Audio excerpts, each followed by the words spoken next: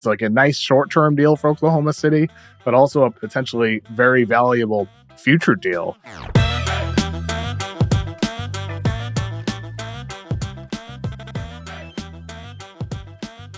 What do you think about Oklahoma City getting Gordon Hayward?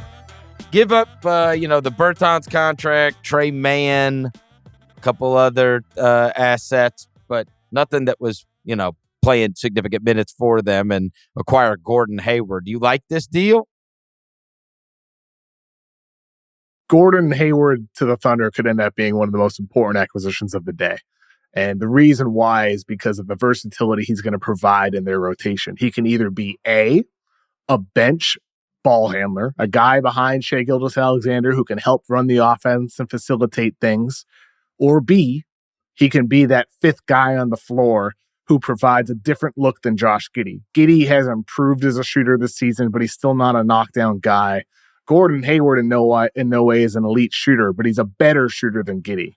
So he can still provide some of that connective passing ability that Giddey has provided in that kind of spot-up role, and that next to SGA, next to Chet, next to Jalen Williams, but he can provide better shooting, more experience, and I think that type of versatility in that Thunder rotation could boost the types of lineups that Mark Daigneault can throw out there, and with the way he can structure his rotations, depending on the matchup, depending on how Giddey's shot develops.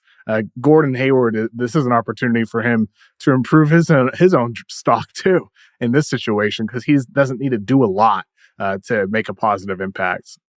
Here's the one thing I'll say about it is it's not, we talk about this a lot when it comes to the playoffs. It's not always about the individual numbers that a guy puts up as much as what he can provide a team regarding the way they play offense. And I look at it and I say, look, if Hayward can stay healthy and he can play minutes for you, the Giddey thing, it's going to be a situation that they get into when they're playing high leverage basketball and people just do not stand out there with Giddey. So now you're more crowded for SGA because my guy is now standing at the free throw line rather than out at the 3-point line.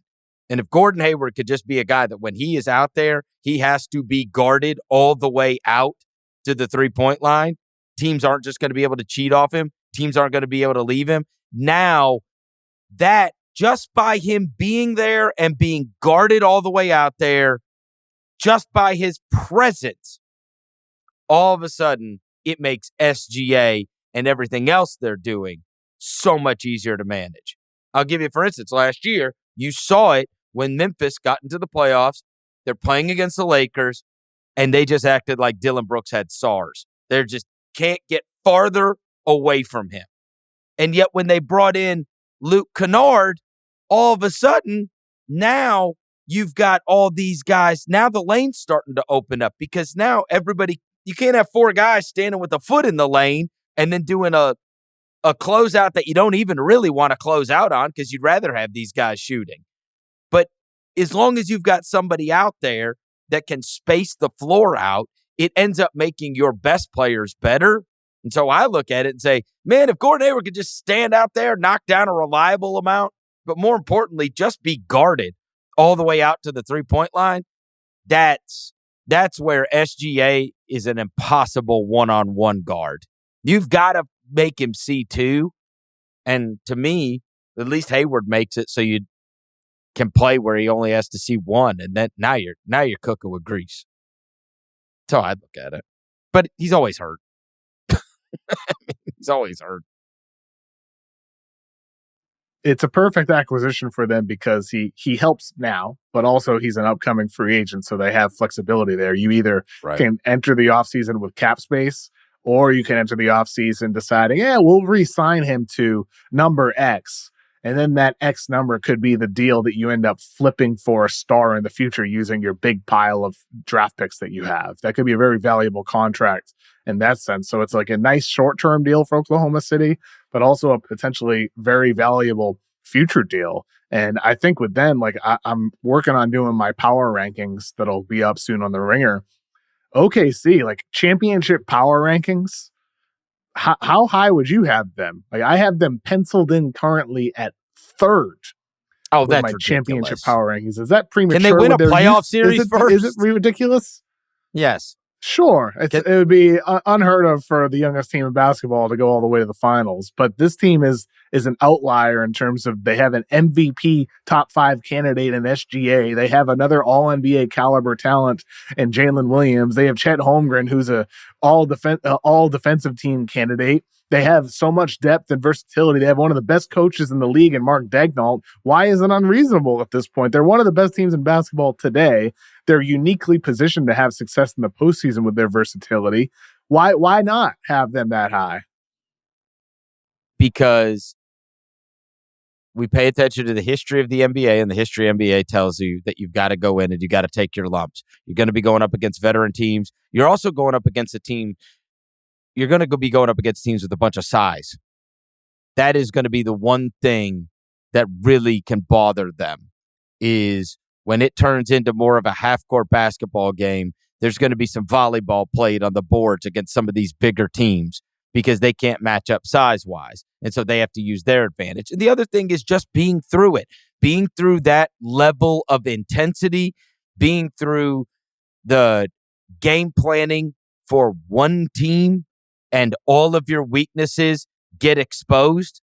Literally all of your weaknesses. That's something that is learned because those guys, what happens is you go, you take your lumps, you lose, and then you go back and you say, all right, now when they are focused on me, when it's not a one-off, when they focused on me, here's what I couldn't do. And then you go and fix. That's why it takes a while. That's why all of these teams, even the best teams, even the team that we are celebrating still as reigning champions, the Denver Nuggets. And we come in here every year, we talk about taking your playoff scars. That's the way it works. So when you say, why not? That's why. Because we've seen all kinds of great young teams burst on the scene. They still catch their scars. It's never an easy road. And most of the time, it's pretty tough. They might, I'm not saying they can't win a series, but I'm saying by the time you get to the second round and you're down to 4 teams. But here's the thing. I have them behind Denver. I have them behind the Clippers. Is it that unusual, like unreasonable to have them ahead of the Timberwolves, ahead of the Suns with all their defensive concerns, ahead of Lakers, Mavericks, Pelicans?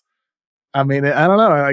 Would you really put any of those teams ahead of the Thunder despite their youth in the West? In terms of again, you're not asking me about where they should be ranked in terms of their strength right now. You're asking me where they should be ranked in terms of the championship. Yes, I would have them below those. Ahead in terms of all winning of the them? championship. All Minnesota, Phoenix, and Dallas. Yeah. Yes, I would say those teams have a better chance. And that is not being disrespectful to Oklahoma City.